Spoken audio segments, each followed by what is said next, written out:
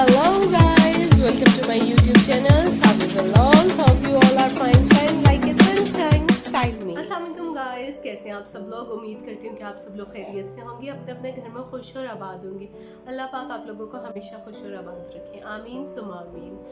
जैसे कि आप सब लोगों को पता है कि ईद उल अज़हा आ रही है, तो उसके लिए ग्रोसरी करनी तो बहुत ज़रूरी है। तो ग्रोसरी करने के लिए हम लोग बाहर जा रहे हैं, तो मैंने सोचा आप लोगों को अपनी ग्रोसरी भी दिखाऊं और साथ में कैसे मैं अपनी चीज़ों को सैनिटाइज करती हूँ वो भी दिखाऊं। तो मिलते हैं एक छोटी सी ब्रेक के बाद। परफ्यूम लगा लूँ और फिर हम चलते हैं ग्रोसरी के लिए।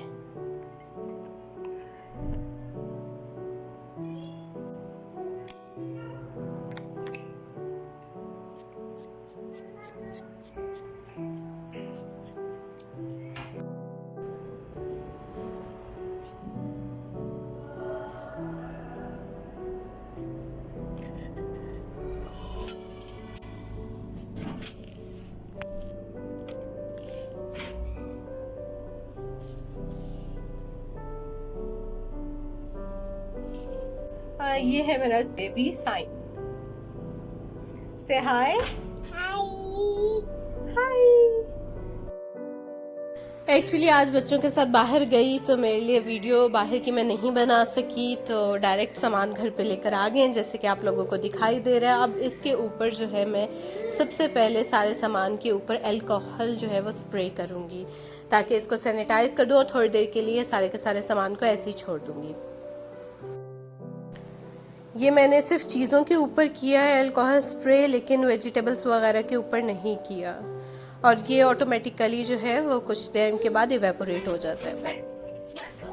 मेरी जितनी भी चीज़ें हैं उन्हें मैं सैनिटाइज़र टिश्यू पेपर पे लगा के तो उनको जो है वो साफ़ कर रही हूँ। सो ये फ्रोज़न आइटम्स हैं जिनको मैंने कहा कि मैं साफ़ कर लेती हूँ सबसे पहले, क्योंकि ये बहुत जल्दी मेल्ट हो जाती हैं, इसलिए सबसे पहले फ्रोज़न आइटम्स को मैं कर रही हूँ। तो अब फ्रोज़न आइटम्स को जो है मैं फ्रीज़र में रख देती हूँ। चिकन ऑलरेडी मैं फ्रीज़र में रख चुकी थी, उसके बाद में अब हॉट डॉग्स, कीमे और बाकी के फ्रीज़र आइटम्स जो हैं वो फ्रीज़र में रखती हैं। ये तो हो गया डन। अब चलते हैं फ्रिज आइटम्स की तरफ। इन सबको भी अल्कोहल स्प्रे करके थोड़ी देर छोड़ दिया था, उसके बाद में सैनिटाइज़र से इन सबको सैनिटाइज़ किया है।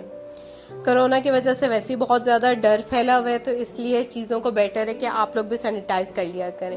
खैर वो सब डन हो गया। अब उसके बाद में जो बाकी की कैबिनेट्स आइटम्स हैं तो उन सबको जो है वैसे ही एग्जैक्टली के उन सबको भी स्प्रे करके और बाद में सैनिटाइज से साफ़ कर दिया। गाइज़ इसी वीडियो में मैं आप लोगों को दिखाऊंगी कि कैसे मैंने फ्रिज आइटम्स को ऑर्गेनाइज करके रखे और किस तरीके से आप अपने फ्रिज को ऑर्गेनाइज करके रख सकते हैं। और जैसे कि आप लोगों को पता है वेट टैक्सेस 5% से इंक्रीज़ होकर 15% तक चले गए हैं, जिसकी वजह से जो भी हम लोग ग्रोसरी करते हैं वो भी पहले अगर 500 की ग्रोसरी होती थी तो अब वो 600 तक ग्रोसरी जो है वो चली जाती है। टी बैग्स एंड मिल्क इसको मैंने अलग कर दिया है और अलग से कैबिनेट में रख दिया है। अब बारी आती है चीनी की। उसके लिए मैंने ये छोटी सी बकेट रखी हुई है जिसके अंदर 10 kg तक आराम से शुगर आ सकती है।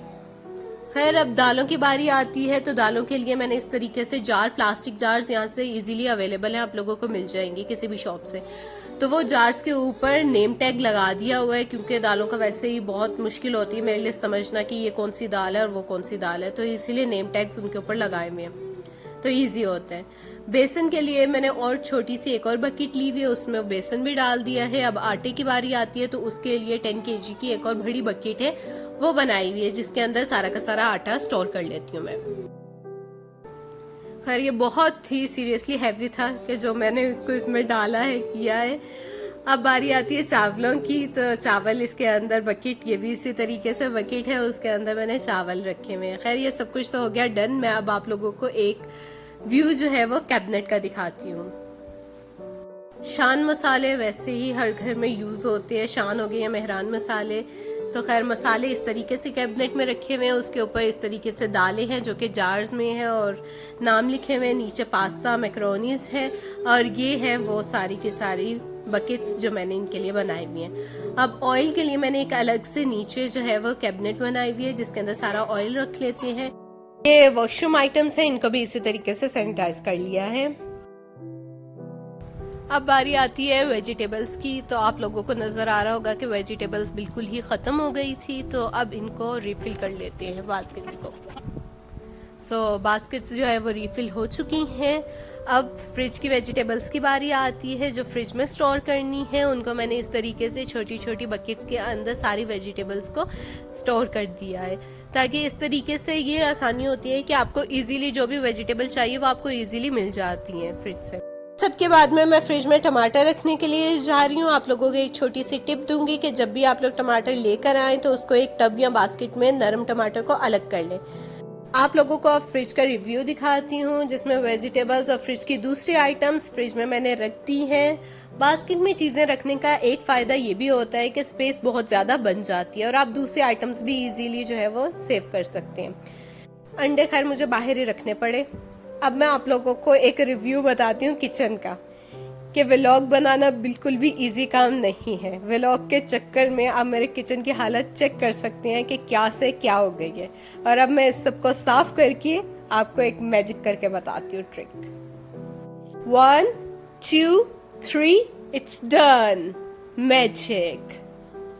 इस मैजिक को करने के चक्कर में मुझे पूरा 1 से 1.5 घंटा लग गया था। आई होप आप लोगों को मेरी ये वीडियो पसंद आई होगी। प्लीज़ मेरे चैनल को सब्सक्राइब करना मत भूलिएगा और बेल आइकन ज़रूर प्रेस कर दीजिएगा। Thank you so much for watching. Please comment and subscribe my channel.